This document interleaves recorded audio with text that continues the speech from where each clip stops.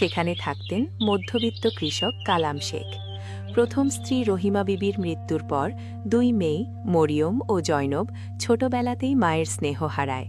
সংসারের দায়িত্বে কালাম শেখ দ্বিতীয় বিয়ে করেন, কিন্তু নতুন মা আসমা বিবি ছিলেন নিষ্ঠুর ও নির্দয়। কালাম শেখ কাজের জন্য বাইরে গেলে সেই সুযোগে তিনি 2 বোনের ওপর অত্যাচার করতেন। আজ কয়েকদিন পর কালাম শেখ বাড়ি ফিরছেন, আর আসমা বিবি মেয়েদের ডেকে কড়া ভাষায় শাসাতে লাগলেন। এই তোরা শোন, এদিকে আয়। আজ তোর বাপ ফিরছে, খবরদার। তার আগে যদি দেখি উঠোন ঠিকমতো ঝাড়ু দেওয়া হয়নি বা রান্নার জন্য কাঠ কাটা বাকি আছে, তাহলে হাড়গোড় ভেঙে দেব। তোরা জানিস তো, আমার মেজাজ খারাপ হলে আমি কাউকেই ছাড় দিই না। ঠিক আছে মা, আমরা এখনই সব গুছিয়ে ফেলছি, আমাদের উপর রাগ করবেন না। কিন্তু মা, আমাদের বড় খিদে পেয়েছে, কাল দুপুর থেকে পেটে কিছু পড়েনি। আজ কি এক মুঠো ভাত পাবো? কাজে ফাঁকি দিলে পেটে কিছু জুটবে না।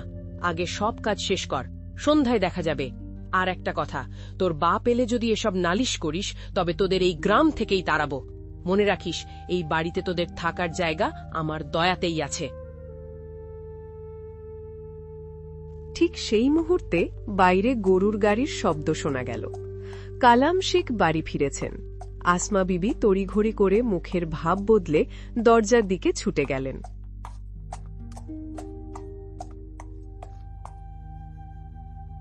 কেমন আছো গিন্নি? ঘরদোর তো খুব পরিষ্কার লাগছে। আমার লক্ষ্মী মেয়েরা কোথায়? মরিয়ম, জয়নব, তোরা কোথায় রে মা? ওগো, তুমি তো এসেই মেয়েদের কথা শুরু করলে। একবারও জিজ্ঞেস করলে না আমি কেমন আছি।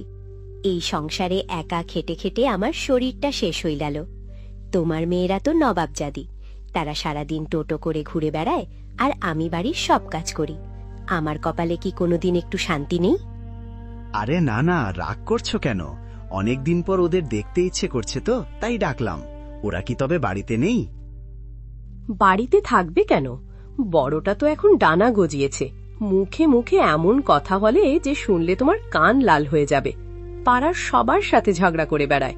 আর ছোটটাও হয়েছে তার মতো, দুজনে মিলে আমার জীবনটা বিষিয়ে তুলছে। আমি কিছু বললেই ওরা বলে আমি নাকি ওদের সৎমা, তাই ওদের ওপর জুলুম করি। এ কি বলছো? আমার মেয়েরা কি সত্যি এতটা বিগড়ে গেল? আমি তো বিশ্বাসই করতে পারছি না।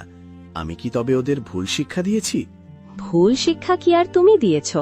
একা পেয়ে ওদের মাথায় সব কুচিন্তা ঢুকেছে। এখন তো শুনছি গ্রামের হাটে গিয়ে মানুষের জিনিসপত্র সরাচ্ছে। চুরির বদনাম যদি একবার হয় তবে আমার মুখ দেখানোর জায়গা থাকবে না।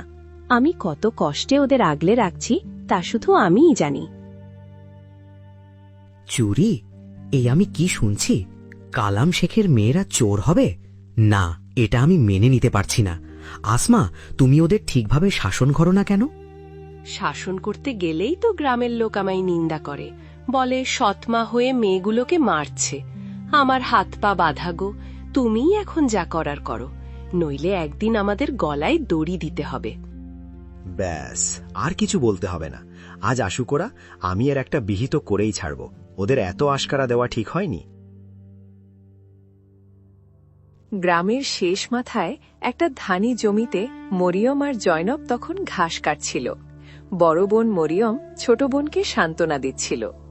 জয়নব, আকাশ কালো হয়ে আসছে, চল বাড়ি ফিরি। আব্বা এতক্ষণে বাড়িতে পৌঁছে গেছেন নিশ্চয়ই। দেখিস, আজ আমাদের জন্য তিনি শহর থেকে ভালো কিছু আনবেন। বুবু, আমার খুব ভয় লাগছে। মা কি আব্বাকে আমাদের নামে উল্টোপাল্টা কিছু বলেছে? আব্বাও কি আমাদের উপর রাগ করবেন? না রে পাগলি, মা হয়তো কড়া কথা বলেন, কিন্তু আব্বা তো আমাদের খুব আপন। তিনি আমাদের খুব ভালোবাসেন। দেখবি, আজ সব ঠিক হয়ে যাবে। কিন্তু বুবু, আমি শুনেছি মা ছাড়া এই পৃথিবীতে কেউ আপন হয় না। মা চলে গেলে বাবাও নাকি বদলে যায়। তুই ছোট তো, তাই এমন ভাবছিস। চল, আব্বার কাছে গেলেই সব ভয় কেটে যাবে। মরিয়ম জয়নবকে সাহস দিলেও মনে মনে সে নিজেও খুব চিন্তিত ছিল। তারা যখন বাড়ি পৌঁছালো, দেখল কালাম শেখ উঠোনে রাগী মুখে বসে আছেন। তাদের দেখেই তিনি গর্জে উঠলেন। কোথায় ছিলি তোরা এতক্ষণ? আমি বাড়িতে এসেছি আর তোরা বাইরে ঘুরে বেড়াচ্ছিস। কোনো আদব কায়দা কি তোদের নেই?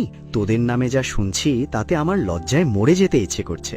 আব্বাজান, আমরা তো বাইরে খেলতে যাইনি। মা আমাদের বলেছিলেন ঘাস কেটে আনতে, তাই আমরা দূরে গিয়েছিলাম। মিথ্যে কথা বলবি না।